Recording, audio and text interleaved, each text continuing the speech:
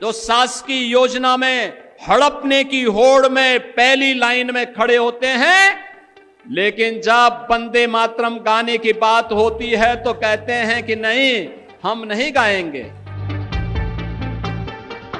अगर उन्हें यही होता कि आपको गाना ही गाना है मैंडेटरी, तो क्यों नहीं मैंडेटरी किया गया? तो उन्होंने चॉइस छोड़ी आपके।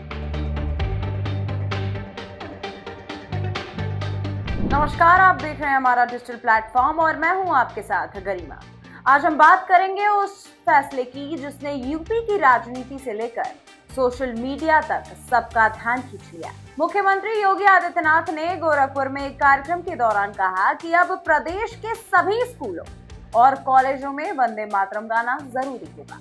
यानी अब हर स्कूल और कॉलेज में सुबह की प्रार्थना के वक्त वंदे मातरम गाया जाएगा। योगी आदित्यनाथ का कहना है कि देश के प्रति सम्मान दिखाना हर नागरिक की जिम्मेदारी। कोई धर्म, मजहब या फिर कोई भी पार्टी देश से बड़ा नहीं हो सकता। उन्होंने कहा कि नई पीढ़ी में देशभक्ति की भावना जगाना बहुत जरूरी है और इसी सोच के तहत ये कदम उठाया जा रहा है। राष्ट्र सुरक्षित है तो हम भी सुरक्षित हैं। राष्ट्र एक है तो हम भी एक हैं।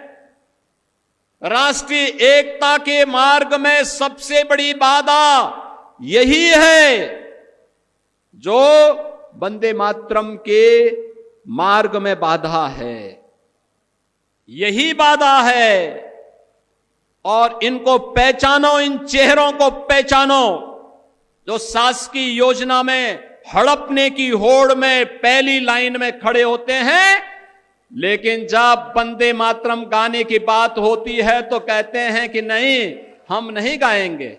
ये फैसला गोरखपुर में हुए एक कार्यक्रम के दौरान लिया गया और इसके साथ ही उन्होंने कहा कि देश में अब जिन्ना जैसी सोच को खत्म करना हो। उनका मतलब था कि जो लोग राष्ट्रगीत गाने से बचते हैं वो देश को बांटने वाली सोच को बढ़ावा देते। इस बयान के बाद राजनीतिक हलचल तेज हो गई और पूरे प्रदेश में इस मुद्दे पर चर्चा शुरू हो गई।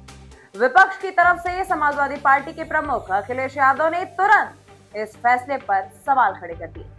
उन्होंने कहा कि किसी को जबरदस्ती वंदे मातरम गाने के लिए मजबूर नहीं किया जा सकता, क्योंकि संविधान हर नागरिक को अपनी पसंद की आजादी देता है। अखिलेश ने कहा कि जो खुद संविधान की बात भूल चुके हैं वो अब दूसरों को देशभक्ति सिखाने की कोशिश कर रहे हैं। स्वतंत्र होने क्यों चाहते थे हम आजादी?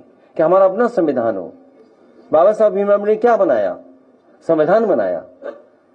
और ये जो बहस हम आज कर रहे हैं, क्या उस समय जो संविधान के निर्माता उन्होंने नहीं बहस की? इसलिए राष्ट्रीय गान, राष्ट्रीय गीत किया। अगर उन्हें यही होता कि आपको गाना ही गाना है मैंडेटरी, तो क्यों नहीं मैंडेटरी किया गया? तो उन्होंने चॉइस छोड़ी आपके पास, राष्ट्रीय गान, राष्ट्रीय गीत। और आप तो जानते हो, भाजपाइयों से कई बार पूछा गया लोकसभा के सामने कि राष्ट्रीय गीत कौन सा, राष्ट्रीय गान कौन सा, वो ही नहीं जानते थे। भाजपा ही गा नहीं पाए।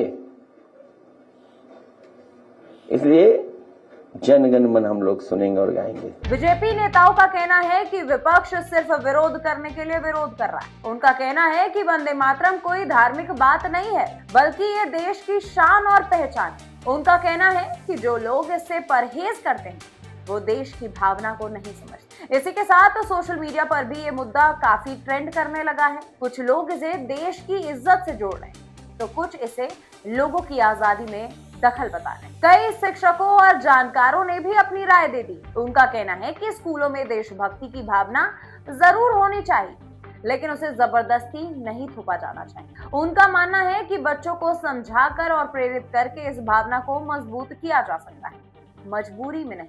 अब इसमें सबसे बड़ा सवाल यही खड़ा होता है कि क्या स्कूलों में वंदे मातरम जरूरी करने से देशभक्ति बढ़ेगी या इससे समाज में नई बहस छिड़ जाएगी? एक तरफ योगी सरकार इसे देश के सम्मान से जोड़ रहे हैं, तो वहीं दूसरी तरफ विपक्ष इसे आजादी पर रोक बता रही। दोनों पक्ष अपनी जगह पर तर्क दे रहे हैं, लेकिन असली बात यह है कि क्या देशभक्ति सिर्फ वंदे मातरम गाने से साबित होती है या फिर ये वो भावना है जो हर भारतीय के दिल में खुद ही मौजूद होती है? फिलहाल जनता की राय इस मुद्दे पर बटी हुई है। कुछ लोग इसे देश के गौरव से जोड़ रहे हैं तो कुछ इसे सोचने और बोलने की आजादी पर असर बताकर विरोध कर। अब देखना ये होगा कि योगी सरकार का ये फैसला आने वाले समय में कितना असर दिखाता है और जनता इसे कैसे स्वीकार करती है। आप इस बारे में क्या सोचते हैं? क्या वंदे मातरम हर स्कूल में जरूरी होना चाहिए? अपनी राय कमेंट्स में जरूर बताएं।